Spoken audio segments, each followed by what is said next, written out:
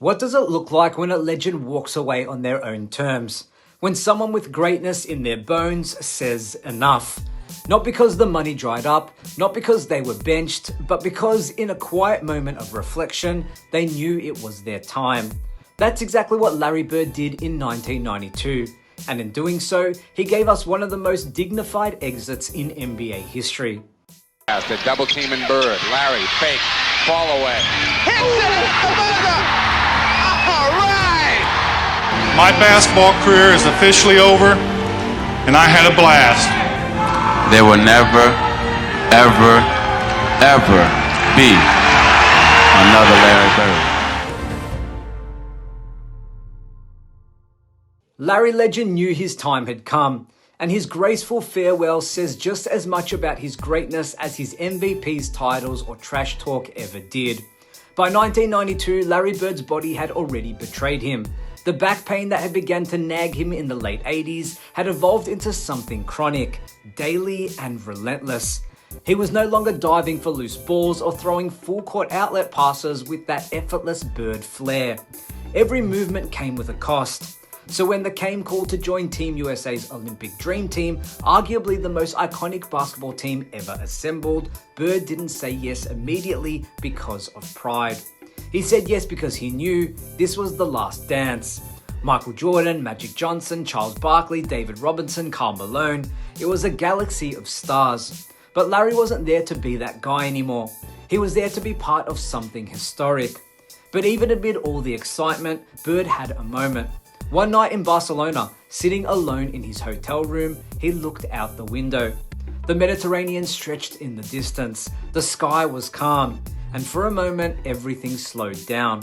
That's when Bird, in that deeply human, deeply spiritual moment, turned to prayer.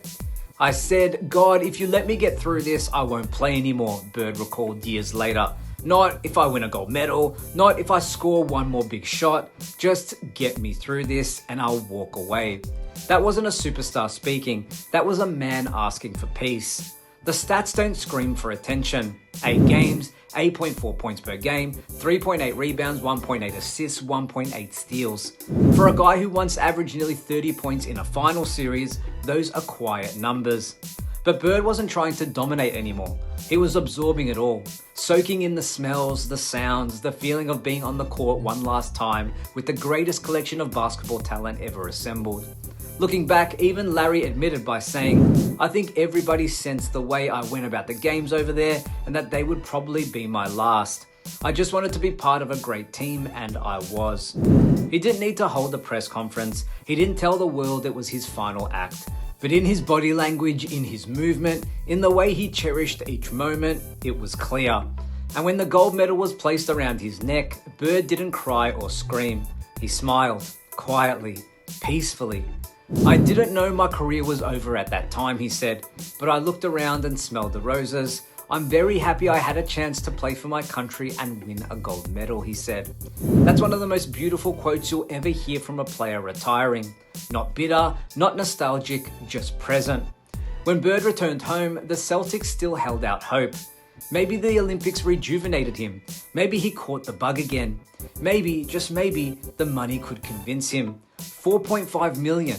That was the number. If Bird didn't just retire by August 15th, his contract would automatically renew. It would have been easy. Just say nothing, let the date pass, collect the check. But on August 12th, 3 days before the deadline, Larry walked into the office of Celtics president Dave Gavitt, and he said something most athletes would never say. "Dave, I can't do it. My back's too bad, I'm going to retire." Gavitt, still hopeful, said, "Why don't you think about it for a week?" But Bird, sharp as ever, narrowed his eyes and replied, "I know what day this is, and if I'm not going to play, I'm not going to take the money." Let that sink in. How many players today or at any point in NBA history walk away from millions with that kind of honesty? Bird didn't just believe in milking the game. He didn't believe in clinging to something just for comfort or ego. He believed in earning it. There's something tragically common in sports.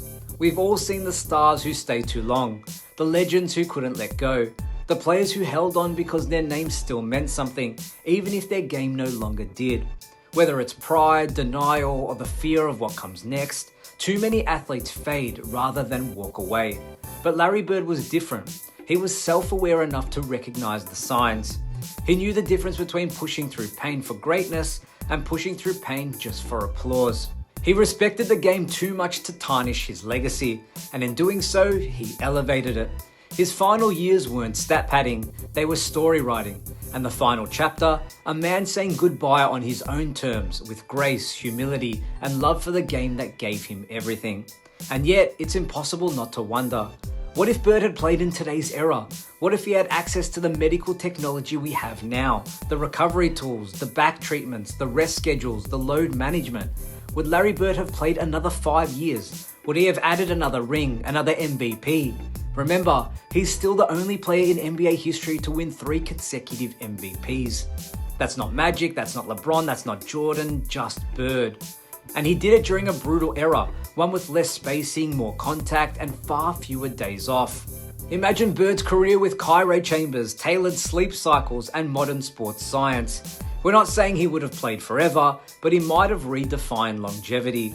His prime was short, his peak was sharp, but it burns in our memory because of how brilliant and how human it was. Larry Bird's greatness wasn't just in the box score, it was in the look he gave Magic after a no-look pass, it was in the way he walked into locker rooms and told opponents exactly how he was going to beat them, then did it. It was in the pride he took in wearing that green and white Celtics jersey night after night. But more than anything, it was the way he said goodbye. No drama, no world tour, no emotional press conference begging for one last ride. Just a quiet moment in Barcelona, a prayer, a promise, and a man of his word. So what do you guys think? Did Bird retire too soon? Or was his decision one of the last great acts of NBA integrity? Let me know in the comments. And if you respect the way Larry Bird handled the end of his career as much as I do, make sure to like this video and subscribe for more deep dives into legends of the game. Thanks for watching, and remember, greatness isn't just about how you play, it's about how you leave. See you in the next one.